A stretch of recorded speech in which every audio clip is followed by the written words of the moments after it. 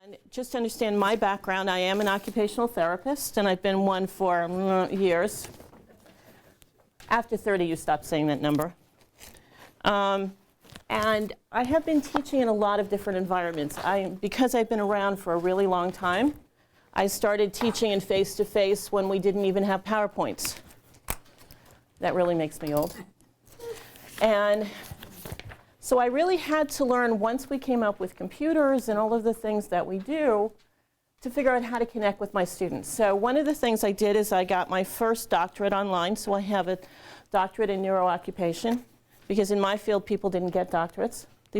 I'm passing out question notes. So as we go along, if you come up with a question during the PowerPoint, just write it down, and then we can talk about things later. Does that make sense? So that way we can kind of collect ideas.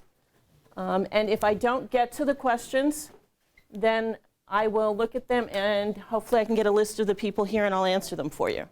Okay? Does that sound like doable? So I got my first doctorate online, and then I decided, okay, but I don't understand the essence of teaching online. So I have an EDS in Computing Technology and Education, because I wanted to understand what does technology do and not do for our teaching. So that's what my second piece was. And so when I look at teaching, I look at the environments that I teach in. And why would I teach in that environment? And what are the strengths and weaknesses of it? So today we're going to talk about what that means, if the slides ever come up. The other thing, too, is that we use the word hybrid, we use blended, we use lots of words, but we don't understand the meaning of them. A blended classroom typically means that I am blending things that I'm doing in a face-to-face classroom that I'm going to do online. That was the old definition. Hybrid, by its nature, meant that I'm running things in two environments. What many people do is they teach in the face-to-face class, and if they're busy, they dump something in the online environment, right? Because they couldn't get there, the weather was bad. Students will figure it out that way.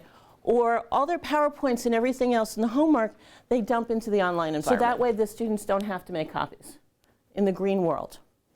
What we're going to talk about today is how do you make choices and figure out what goes where. One of the things, Banger did a really nice job, and it should be 2009, I believe. But anyway, what he talks about is there's 7 principles of good teaching and good teaching online. And the first thing is to talk about student-faculty contact. When you're creating an online environment, you really have to make sure that you have a way of connecting with your students in a way that makes sense. And that does not mean that it is Christmas morning at 5 a.m. and you are trying to put a bike together and you have to answer your student. Okay? That is not online. And we talk about in other places about online etiquette and how to set boundaries and stuff. That's not our role today. But you want to figure out how do you build that contact in a way that has structure and value and meaning, and both sides have a contract for it. So they know when you're going to respond to them, timelines, those kind of things, and that they're going to be safe with that. You want to encourage cooperation among students. You want the students to connect in some way in an online environment. How do they get together with each other?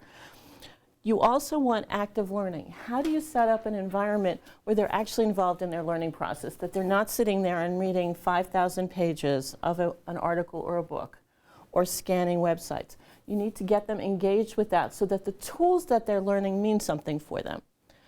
You want to encourage prompt feedback between both parties. You want to really look at the notion of time on task. One of the difficulties of an online environment is that you don't have to be there all the time, right? So you can kind of put it off, and you can do things in different ways. So you have to look at how you structure your environment so students actually have to be there. And we do that through a lot of tools. You can do it through synchronous chatting. You can do it through online discussions. You can do it through discussion boards where they're interacting with each other. But you need to get them involved in the task. Because one of the challenges with an online environment is it becomes very passive. They can just say, well, I know that, I don't have to do it. They can skim. They can do what I call the Sesame Street way of learning. They hop around, but they really don't get the essence of the deep learning that we need to do on a university level. Always set high expectations for your students. Set the bar really high, and the reason that you do that is that if you set the bar high, students will aim for it. If you set it low, you're basically telling them that they won't really have to bother with you. They know it already. You're going to let them get through the class. You know, it's what do they call it, a bird class? You don't have to really be there. So set your bar high and be explicit with your expectations in the online environment. And have diverse ways of teaching. So you're going to look at things like you might have a PowerPoint, you might have a discussion that people are involved in, you might have a podcast that they're looking at or a YouTube, but you're going to vary the ways that they learn because that's the cool thing about an online environment. You can build different ways of experiencing things. Okay.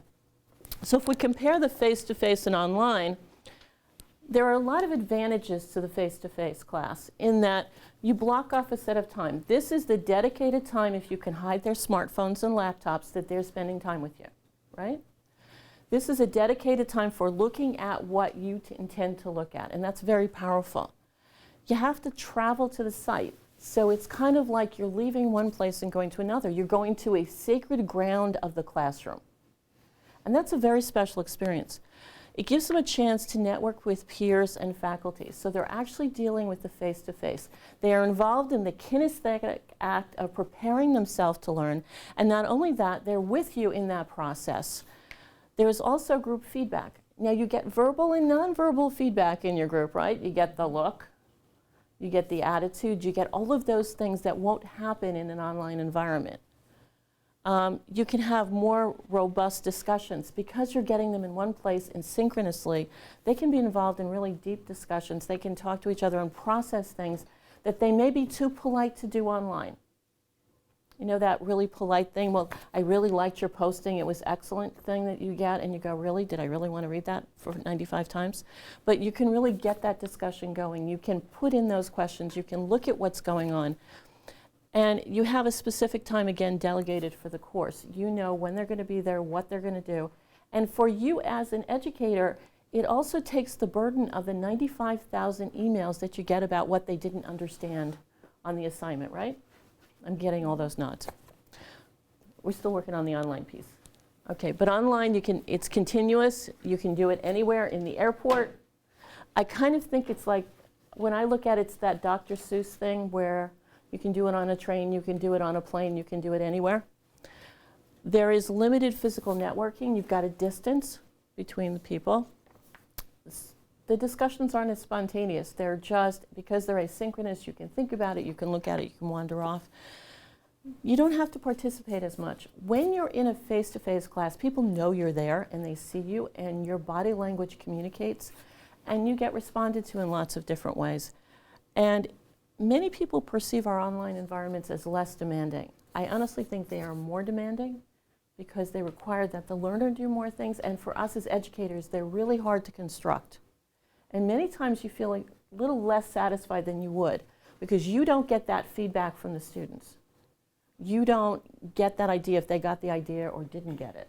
Okay, now, so the types of online interactions we can do is you can do written, synchronous, asynchronous, videos, PowerPoints, articles, wikis and blogs, and a gazillion other things. These are tools. And the best thing I can say to you is choose the tool that fits with what you want to do, that is a good fit. And as Mark always says, don't choose too many. Because if you have to learn how to use 5 tools in one class as a student, and you as an educator have to use 5 different tools, it gets really confusing. And what do you do with systems and those kind of things? So we really want to choose from among those tools and what is meaningful for what we're doing. So the types of interactions in face-to-face, you can have a lecture, like we're doing now, a presentation, discussions, problem solving. You can do student to student. But the other thing that face-to-face does, it does it in the online environment too, but face-to-face we model. And we model it constantly by our dress, our mannerisms, how we use our body. We teach our students how to become what our vision is for them by who we are. Now, that means that we are responsible for being there on time, that we are responsible for being prepared for them, that we are responsible for picking up their cues. That is part of the online environment, but in the face-to-face, it is absolutely important. You all know the professor who comes in 25 minutes late when you were a student, who was all befuddled and things were all over the place. You don't want to be that professor because you're teaching them to be that kind of professional.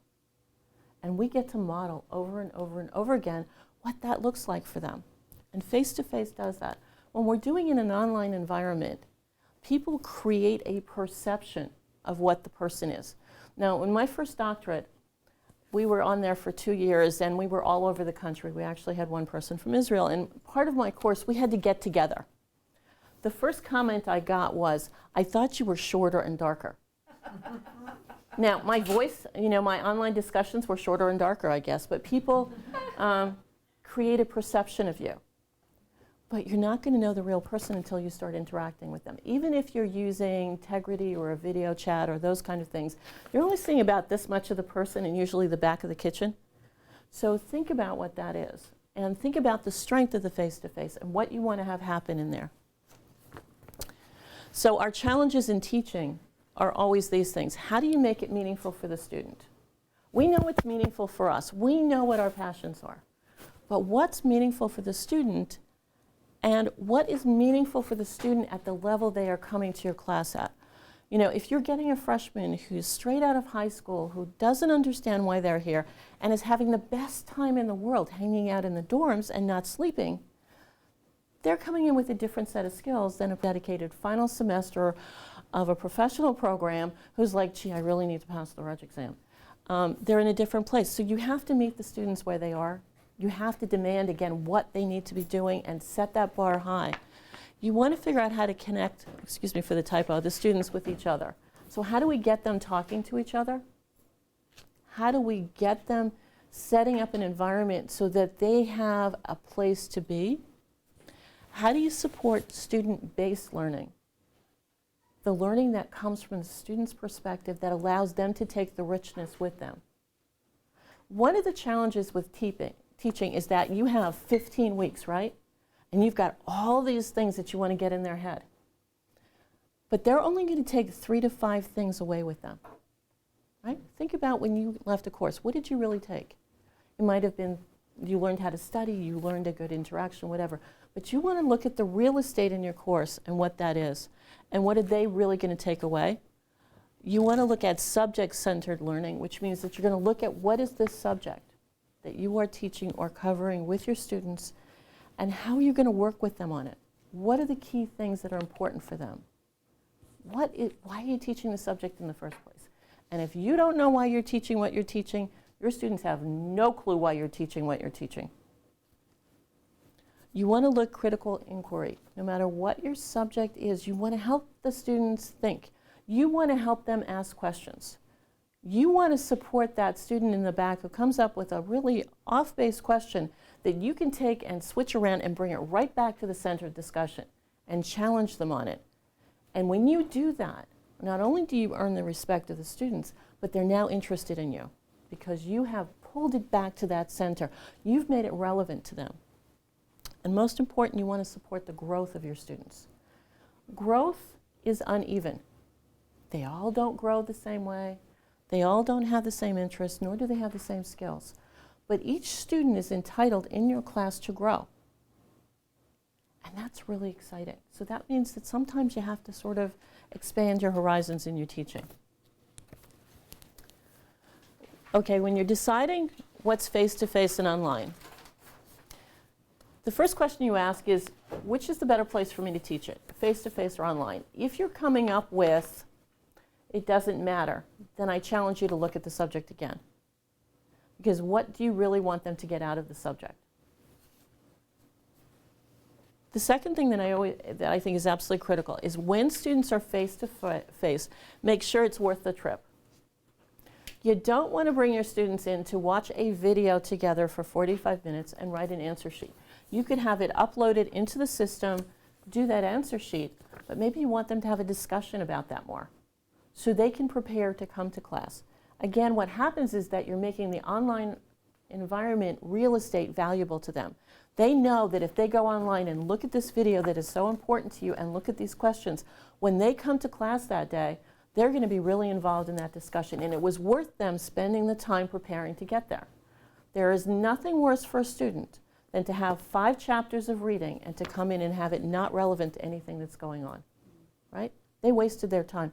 Even if it was important information, you haven't landed it, you haven't put it someplace. So you have to bring it to a point that it's usable. Be consistent in your expectations. Whether you're face-to-face or online, be clear about what you expect from them. I expect that you will post on these days and have 3 comments in the online environment. The expectation is that in face-to-face you will be prepared with this when you come in, so that you are very clear. The second thing is reduce your redundancy. One of the things that I see frequently, and I am teaching now with a new educator, and what she does is that she says the same thing over and over and over and over again in the online and face-to-face, but she tweaks words because she thinks it helps the students understand what she's saying. You know what happens to the students when you change the words a little bit? They get confused because they don't understand it any better.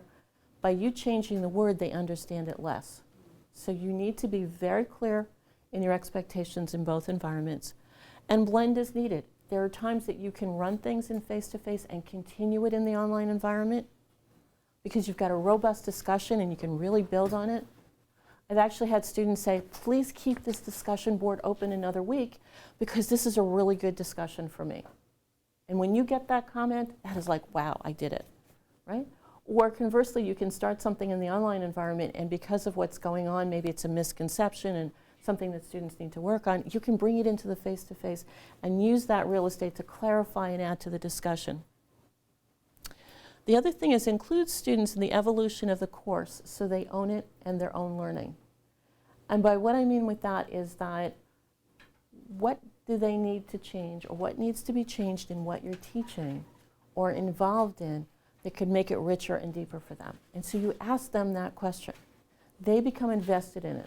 Now, that does not mean that you change your assignments or your due dates. What it means is that you change sometimes how you handle information and what you're doing with it.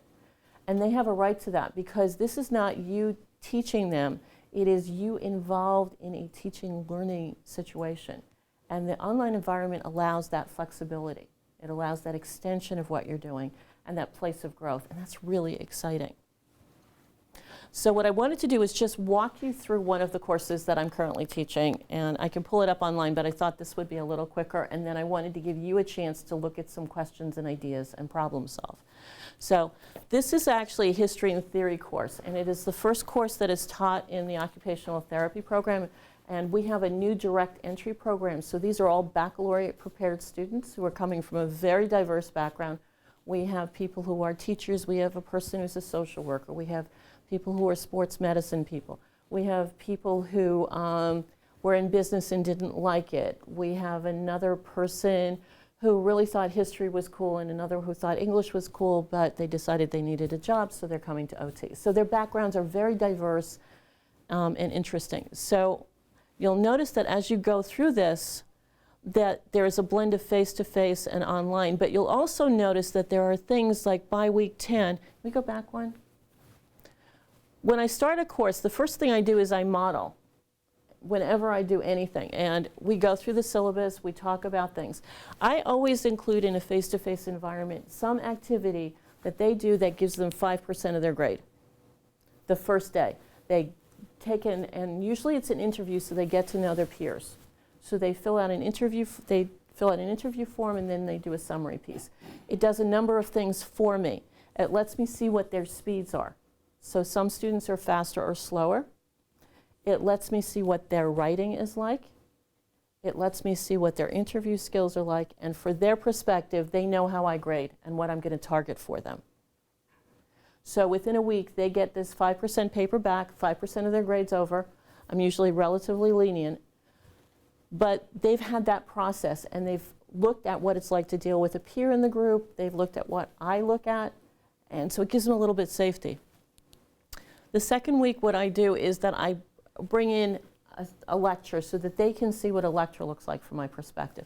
It integrates the reading that we do, and it also, we take it into an online discussion so that they'll have 1 week where they'll just have one question. Because when I evolve a course, it's really where I want them to start from and build it so that by the end they are actually running their own course. Then we go back, so you'll notice there's 3 weeks of face-to-face. So we really go into modeling. I model then how to look at frames of reference. We actually do activities that look at thinking. So we use a tool that actually analyzes frames and models and looks at all the components. It looks at the history. It looks at why we use it, who would we use it with, all of those things. So it's a very constructed tool that they do. And then by week 4, they go into the online environment and they use the tool to look at these frames. Again, these are PowerPoints with discussion questions. But they have to fill out this tool by themselves. And then what I do is I have them come back together and standardize it. So they get together in groups and they look at the tool together and see what they read, what they didn't read, how they understood it, so that they have a sense of what it meant. And so we begin to sort of standardize what's going on. We test our reliability and validity in this place. And they develop those forms and we upload them. So they create them for their classmates as groups. Then we go in through this lecture is really about expanding horizons. And I like to make my classes really uncomfortable for students in a thinking class. So it's a constant challenge. You know, if we talk about adapting to things, then what does that mean? The occupation through the lifespan was a really short lecture, and then what we did was we took occupations and they were involved in discussions with each other. So one group looked at eating through lifespans, one looked at dressing, the things that we do and how they change and how they modify. And what was interesting is as a group they begin to dialogue. They become much closer. So when they go into the online environment, they are locked together. They know, you know, what each other's thinking, how to work with each other. So find very rich online discussions. I have 14 people in this class, and an average discussion board will have about 65 discussion postings. So that's a pretty strong discussion, and they'll go beyond what I ask them frequently. These, again, were models. We're now talking about other ways of thinking. Week 7, we talked about face-to-face. These are how do we put models together and use them? This is just part of our thinking. But the other thing that I do is another lecture. One of their final projects is they have to design a game to teach each other, a theory or a frame or a model.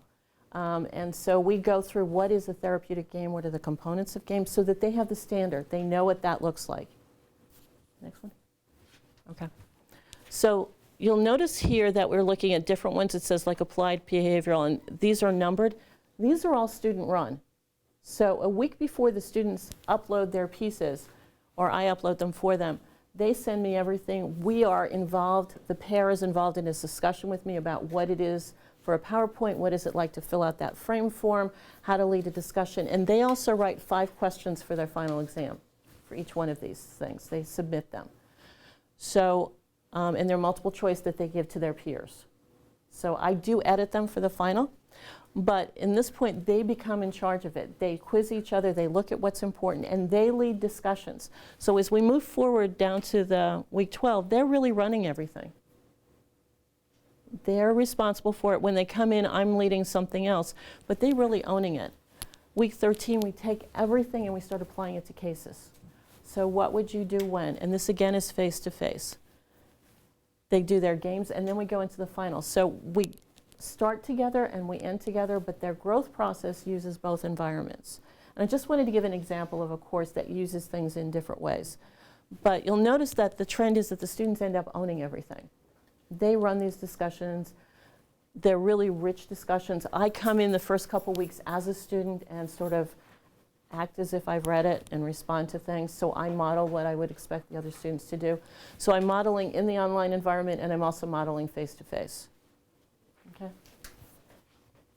So in the face-to-face, again, these are the kinds of things that we're doing. The big thing I also think that's important is the notion of establishing safety. One of the challenges for students is that they don't feel safe in a class. They're waiting for the other shoe to drop. They're waiting for the trick that they haven't thought of before. They're waiting for the demand that doesn't make sense because they're used to it. And when my syllabus is handed to a student, it is my binding contract. And I usually stick to all the due dates and the description of the assignments. I allow 1 week for discussion and review. So if the group decides that after the first week they can't do a test at a certain time or whatever, they have to come to me the second week and explain why. And it could be they've looked at all their courses and everything's on that day. I can hear that. It could be that they have 5 papers due one day or something else, or it's the day after a holiday. If they can give me a good argument, then we adjust it. As we move through the class, both online and face-to-face, we have discussions.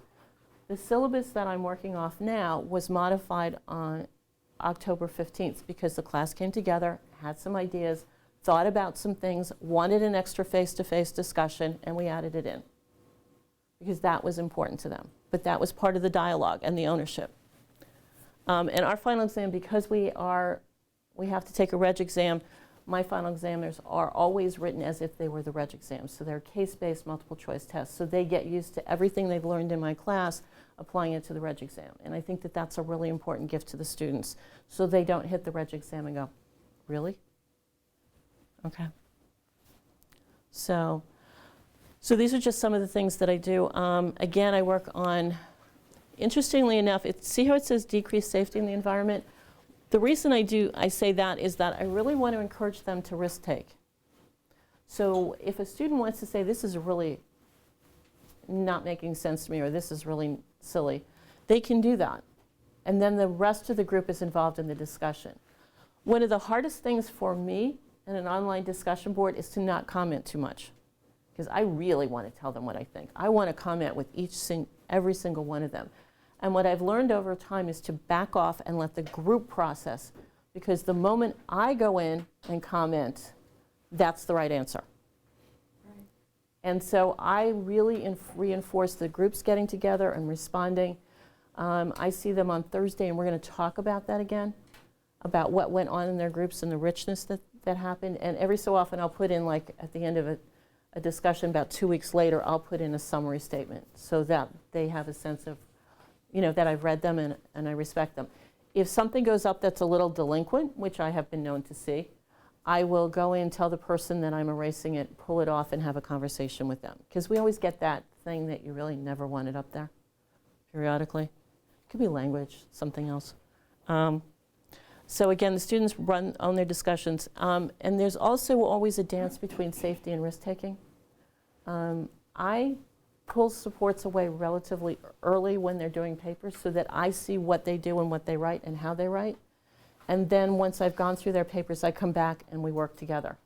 And I always tell my students, each one of you has a unique skill set, and we're going to work on that skill set. So don't compare your paper to the person next to you, because you have something else that you're working on with me. And over time, they respect that. It sounds a little scary, but it's just the way it is with me. And they've learned to accept that. So these are some of the things that I've learned. Some of the things that I've really learned that I think are really important, again, is limit the places that you clarify. The more you clarify, the more confusing it gets. It does. Be clear what your demands are. Just because your subject is so wonderful and passionate and wonderful for you does not mean the students have 45 hours a week to embed in your subject. Figure out what's reasonable and meaningful for them, and what are the number of assignments that are fair. I've known colleagues that will have 12 assignments in a 15-week course. Like, really? I don't care if they're filling out forms. What you've done is taken away the strength of what you're teaching. Be timely in your contact and your grading. I usually, when I construct a course, I look at my schedule also to find out when I'm planning to have papers graded. Now, if I have 5 sets of papers coming in a week, they're not going to get it for about 4 or 5 weeks, right? Because there's how many can I grade at one time. So what I do is I look at my schedule, look at what they have to learn, and I will plan so that I can have a turnaround time about 7 to 10 days for paper. I think that that's reasonable for a student, especially if I'm expecting them to grow and learn. And if I don't return a paper till the end of the semester, how can I expect them to have improved based on my feedback? So that's something that I always build in. I always have a backup plan. So if something's not working, I'll come at it in another way. Because sometimes you just don't, the way that you're doing it doesn't fit for the class that you're working with. I also like to have messy classes. So again, I'm teaching with a colleague who's a new teacher, and my PowerPoints were so stressful for her because I'd only have 2 or 3 lines on a PowerPoint, and she wanted volume. She needed information to hand to the students. And I had to look at that and see, you know, because what she was doing was creating safety for herself. She was also creating safety for the students. So to help her be comfortable, because we're teaching opposite each other for this course, her PowerPoints go up, and then I have another way of dialoguing with my section that uses that information, but again, we go at it a little differently. But we have fun getting messy. Students will come up with ideas and we'll play with them, and I'll challenge them and say, go for it.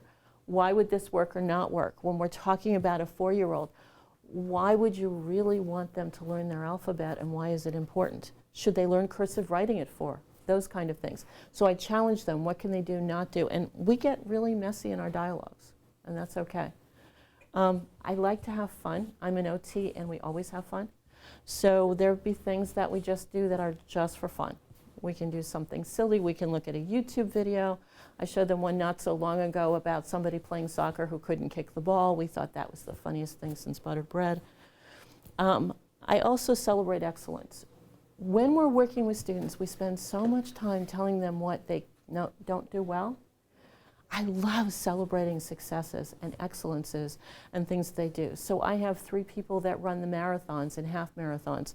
And so we as a class talk about it. Some of my students go out and watch them so that we create a family around it. I've been known to go to my students' sporting events just because I think it's really cool that I'm there. But we sort of celebrate those things and in addition add it to what's going on in the class. And we have fun with it. Okay, so I wanted to say thank you. Questions on what I gave you? I know I went through it. Yes? Yeah, so I have a couple of questions, and that was really great, thank you. When you talk about your online versus your face-to-face, are you overlapping so that, what I found I've been doing, I've been teaching a hybrid classes, putting, you know, a lecture discussion, video, whatever, online for a week, and then having some discussion, but then taking it into the next face-to-face class session for more robust kind of discussion. And I don't know if, you know, I feel like I'm cheating. Why are you cheating? Well, I just don't know the best way to, how I'm supposed to be doing online or developing online. Are the students learning? Yeah. Are you finding the depth of the conversations more than when you did it other ways? Yes. Why are you cheating? Okay, I just wanted to check that out. So you kind of blend them together, because it seems like for, you know, every week you have A topic, B topic, C topic, and if I'm, you know, getting messy, to use your word, and going between A and B, and bringing A into B, and bringing it and having it spill over, you know. I'm teaching a role course, which is pretty, you know, kind of esoteric anyway. You can have a lot of fun with it, so that's okay. We learn things in different ways. Give you an example. Did you ever watch a little kid learn to eat? What do? You wear it, the furniture wears it, they make their mouth 50% of the time, but by the time they're 5 or 6, most kids eat, right? Part of that learning is messy and doing things in different ways and exploring different textures in different ways. When you only present things in one way, say I present a PowerPoint and I talk my way through it and I move on to the next PowerPoint and do that, I've only taught them one way to think. I've only taught them one frame, but the world doesn't come that way. And it's constantly changing.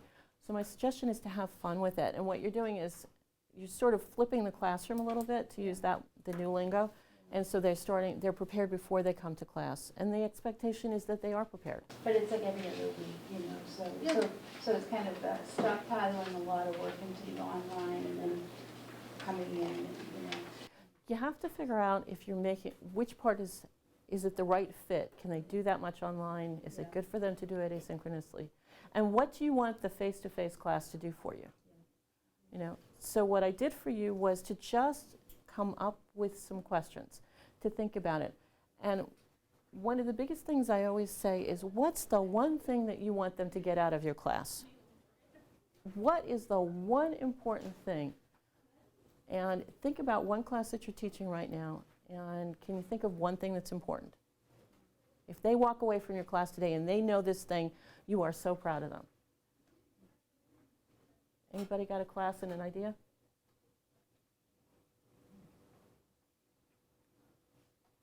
Well, I don't want to, if anybody knows, I don't want to be a top hog here, but in my class, the one thing I want students to learn is to, it's pretty much a new graduate course. They're new graduate students. They're all professional nurses and they've been working, and it's growing. And I want them to leave this class knowing that the opportunities that exist for the graduate level practitioner and being able to have discussion in a bigger arena, being able to tap into resources like Institute of Medicine and all that, and being versed in that. So that's what I want them to kind of leave with wide eyes open. Good. So what you're talking about is that you're supporting their way of thinking, the way of looking at the big picture, the way that they can see themselves in the big world. And so you'll construct a class that does that. But you have to be careful in that construction that your assignments are not, go to NIH and look at this page and answer 4 questions. And go to the CDC and look at this page and answer these 3 questions. Because what you've done is created closed learning. You've taught them that there is one right answer. So you need to also figure out how do you ask open questions in your learning that make them go out and explore and develop that skill set. Because that's what you're saying is the most important. Somebody else? I actually have one. Okay. I'm trying to put my phone in. I'm designing, so class I'm designing for next semester is land use planning. And so for that, the really big thing is I really want them to be able to step back and think critically about planning and land use issues that are happening within the greater community. This is the first time I'm teaching the class, so, and I've read some just kind of. So if that's what you want them to get, to get that big picture. The other thing that I'm hearing from both courses, and we haven't talked about, which is another whole piece, is that emotional connection to the topic. And that's what I'm hearing from both of you. And I suspect if I asked each one of you, you would come up with something that had to have an emotive connection. You can do it in both environments, but you have to hook them. You have to make it something that they can see and be involved with. And we frequently start that in a face-to-face. You challenge them, connect them. Because land use and how things, that is a really critical thing. Think about all the things that could impact them. What would happen if suddenly their neighborhood became a toxic waste dump and that was how they were going to use the land around? What would happen to them? So you're going to create a challenge, a question that will hit them and go, wow, this would be a problem. Or if we don't do this, then kids will never eat again because we forgot farms. You know? Would you like to eat? Well, after 30 years, you're going to be eating. Did you see they've got that new Soylent thing? Yeah, they were talking about this new Soylent. I grew up when Soylent Green was that movie. And now they're talking about this Soylent thing that you're going to now be able to eat and never have to worry about all that other stuff again. That's really scary. So, but think about that. Think about that emotive connection. Think about how do we get people involved with what you're doing. And that's what I'm hearing. That's really exciting.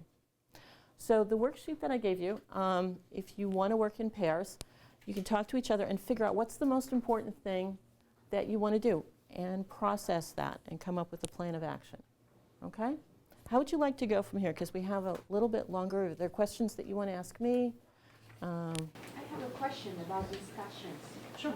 You say on average you have 60, 65 posts.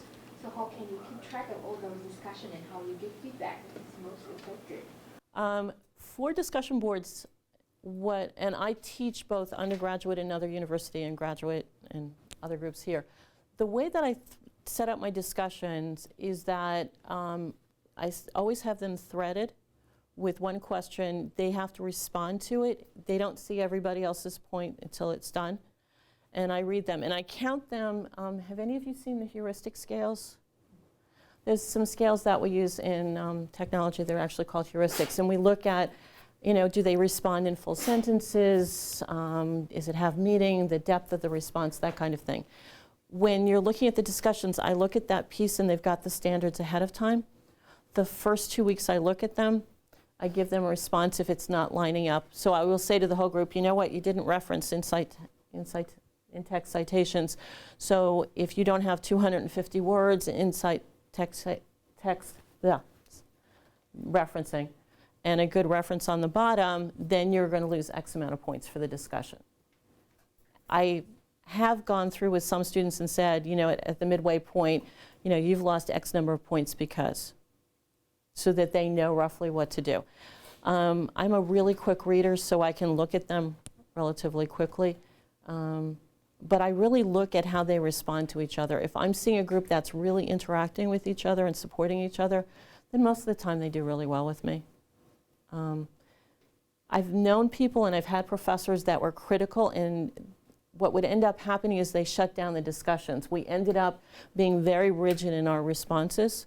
So we do the 250 word count, we'd count the citations, we'd count the responses, and we lost the process. Unless you're teaching a doctoral class where you really need that, I would suggest that in a bachelor's or master's, if you want process, go for process. If you want correctness in responses, you go in a different way. So that's kind of an answer, but not really.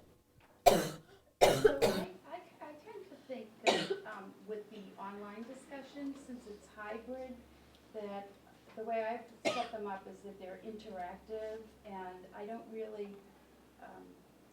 look, I mean, of course you look at what people are writing and if they have references, but I'm not counting that up. I mean, that's, and I guess if it was on all online, I might, you know, focus more on exactly what they're writing and how many words and It depends, again, it depends what you want. You know, when I'm teaching, for example, a doctoral class, my students need to know APA, they know how to do citations, they need that flow as an automatic behavior.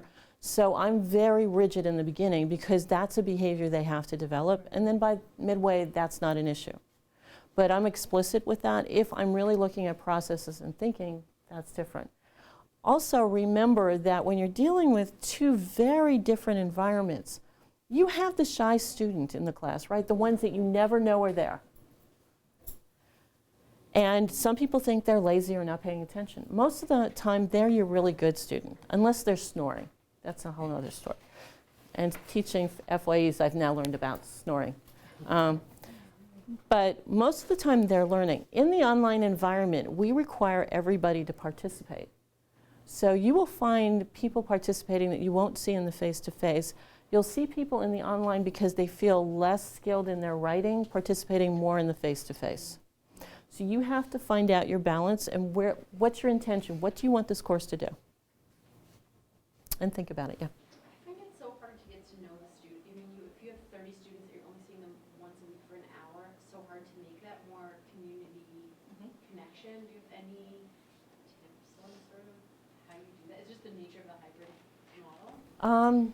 You're talking about when you're teaching them online or when you're doing face-to-face? Sort of both. I mean, just making the connection with students early in terms of everybody participating, just because you don't have a lot of that in-class time. Again, participation is different. If you've got a huge class and you really want them to participate, I will tend to break them down to groups. So I'll have groups of 6 to 8 max where they're doing those. So I'll run multiple discussion groups. And so they're interacting with other people. They're a smaller group. I'll set them up in teams. So for example, in my class, I have students in teams of 4 for some discussions. I'll split them up in half so that I don't keep them in the same group continuously. My students will be bonded together for 4 years, so I need to get them connected with each other. If I was just teaching one class and that was it, I would probably keep them in the same group because they'll bond with each other. And they'll start the discussions and those kind of things. I'm really bad with names, but I'm really good with concepts. So by allowing the groups to process and do things together, I learn about them. And I found over time, students disclose a lot of things to you. Like I just got a paperback. I discovered that 4 of my students are on medications. I've got 14 in a class. 4 of them are on medications for ADHD. 2 have eating disorders. 1 just got over alcoholism. And 1 just lost 3 relatives. So students will disclose things in different ways. And you have to be ready for that too. I think that's another piece that you have to deal with in the online environment and discussions, and how do you support that. I teach a disabilities class for something else, and I've got 4 people that are just explaining their head injuries to each other. And you can kind of see it in their writing, but, well, there is a way that people who've had injuries process. But they work together as a group, and they support each other, and they have a strength that I could never build otherwise. So, again, I let the class get messy. You'll figure out who they are over time. If you need to know who they are, you will. Yeah. I mean, in a regular class, don't you know the ones who are always late? Or the one who never gets the assignment in? Or the 2 that sit in the front of the room that goes, hey, hey, hey, hey, hey, pick them? But you've got this rest of the class that you don't really get to know. And so what I would suggest is explore that.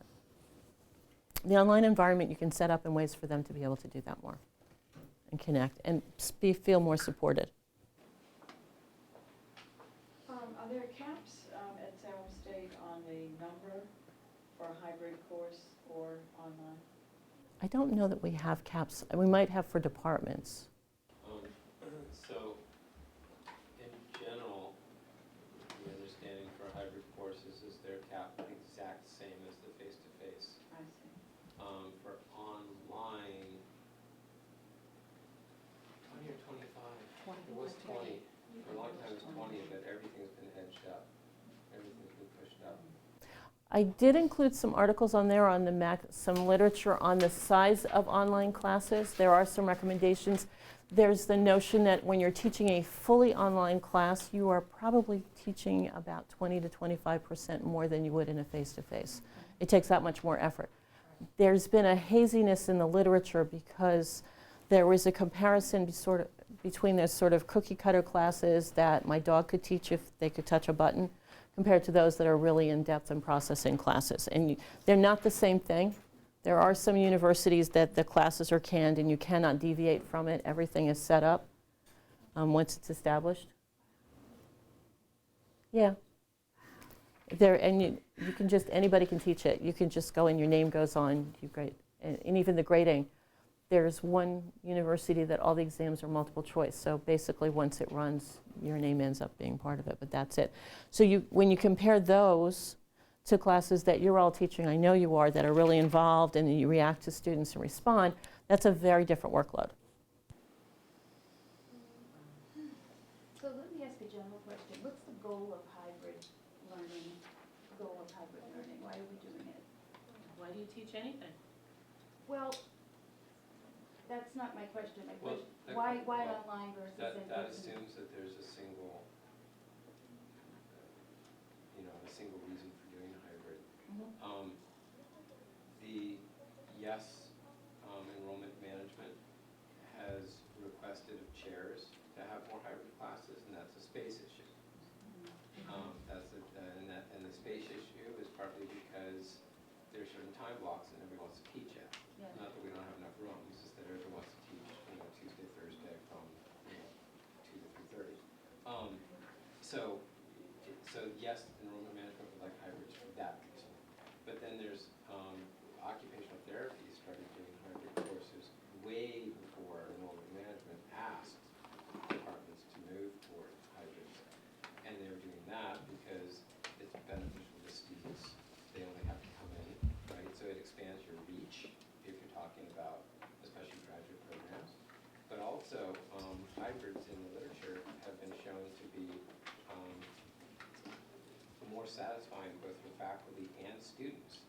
And the learning outcomes are better. So the literature is saying that hybrid courses are better than fully face-to-face courses, and they're better than fully online courses. So your impetus of taking a hybrid course as a student could be convenience. It's actually harder because now you're juggling 2 environments, right? And you still have that face-to-face that you've got to show up and perform in, but you also have it online. But I mean, I've taught hybrids and most of the faculty have had enough. So we started with online learning here at Salem State. And when I first came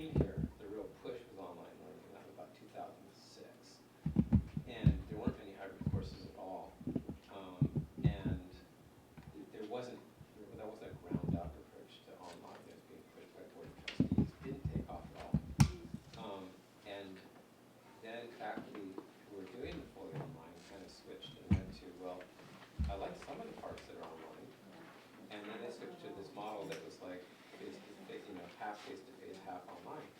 And they really liked that. And it got the students to really prepare, so when they were in class, you could really engage. And you had that face-to-face contact and interaction with the students, right? So if we've all taught, anybody here has taught fully online, you know, some students will just drift. They just drift away, right? You never even have a chance, right, to engage them. They just never even do anything. They don't respond. They don't. But you've got the face-to-face where they need to show up, and there's still that connection to the students. So there's a lot of reasons to do hybrids. Some good, some not so good. But Yeah, no, it makes sense. I know as personally, I've taken hybrid courses and I've taken online courses and, I know that it's if you're in a rural area and so on. But it's good to hear that what the outcomes are and so forth. That makes sense. I have to say, I understand your question from a different perspective. When I decided to do because I've done 2 doctoral prepared things, when I went into the online environment as a student, I thought it was the stupidest thing since buttered bread. Because I am an occupational therapist. I am a hands-on person. My hands are on people all the time. And for me to think that I could go into an online environment, what were they, on drugs? Really? Yeah. But I learned a lot, and I learned to think differently. And because of it, I learned to construct courses very, very differently. So when I constructed this course, for example, a lot of thought goes into the preparation of it. A lot of thought goes into how do I build the learning for the students, how do I create independence for the students, and how do I create interrelationships, and what are the deliverables. My big thing is I want students to think. I want them to be able to be OTs, to think like an occupational therapist. What does the word occupation mean? And viscerally understand that word. That's my goal for this course. So it's constructed in lots of different ways, meets all their different ways of learning. But what I love is that they'll hit chaotic points where they'll get cross with me and say, you didn't do this and you didn't tell us the right answer. And then I'll say, okay, so let me flip it and I'm going to ask you that question.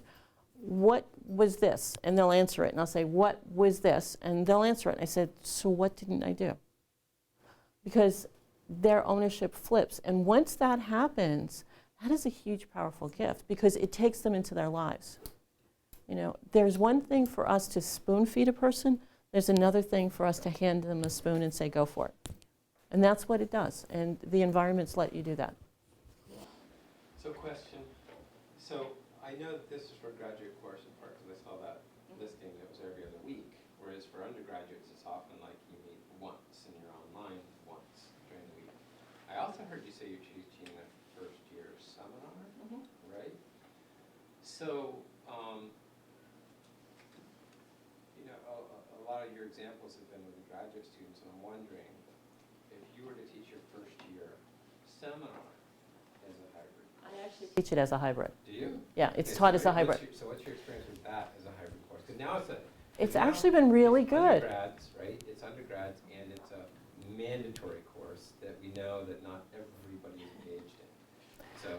Okay, I will tell you that out of I have 19 people in my class. On my face-to-face day, typically 18 show up, which I think is an amazing feat for first-year experience because I have colleagues that if they're lucky, half show up. In all of our discussion boards, they've all been involved except one student who I'm tracking down, and they know I will. I'm very good at that. But what's happened is it's added a richness so that for example, I teach a course called the Comedy Club, and we also link it. I also make sure there's an emotive component to it. So we had one discussion on family jokes. What was your family joke? What was the thing, we all have the one-liner. Say it at Thanksgiving, Uncle Joe and the turkey, right? And everybody laughs for 5 minutes because that was the day Uncle Joe burnt the turkey or he put a frozen turkey in the whatever. So, but what they ended up doing was bonding over those, and we had lengthy discussions. I think I had 90 discussion postings in that one. They connected in it. And so we've learned that piece to do it, and so they value the real estate of the face-to-face. Tomorrow we have a comedian coming in, they're all coming, because we have a comedian to talk about what it is to be, to do that. Their final products, they work together to create skits about being a college student. So one's talking about dealing with her haunted room in the dorm. You know, another group is talking about what it's like to be in the NAV center and trying to get something done when people don't know what you're talking about. So, but they're creating these skits using humor, and I think, and they've all handed in papers. They've learned writing, because that was the assignment. Part of our assignments were to go to different places, and they would have discussions about it. So they would post their documents there. We actually got all of them to the library, which I think is an amazing achievement for a first-year experience. So we consciously made the decision to make it a hybrid, and that in the hybrid they're doing very specific things. When Robin Williams passed away, we had a couple YouTube postings and discussion points, and they were really involved in a discussion about Robin, Williams and what he brought and why they liked him. We had 1 week on the online discussion about their favorite funny movie, and they came up with a batch. Like, I didn't know that most young people like Jumanji. I would have never thought that college students would like Jumanji and what they liked about it. And then the girls got stuck on Frozen and The Lion King. So then we had a whole discussion about male and female humor and why bodily sounds are better for men than women. But we could have that discussion online. We probably would have not had that in the classroom, but that kind of thing. So it's what do you expect out of it? So. That's great. Thank you for coming. We've got a couple more minutes if you want to go ask more questions, if you have questions for me. If you want to reach me, it's jparkerkent@salemstate.edu. And I'm more than happy to answer questions. And if you have a specific course you want to work on or a question about it, just contact me.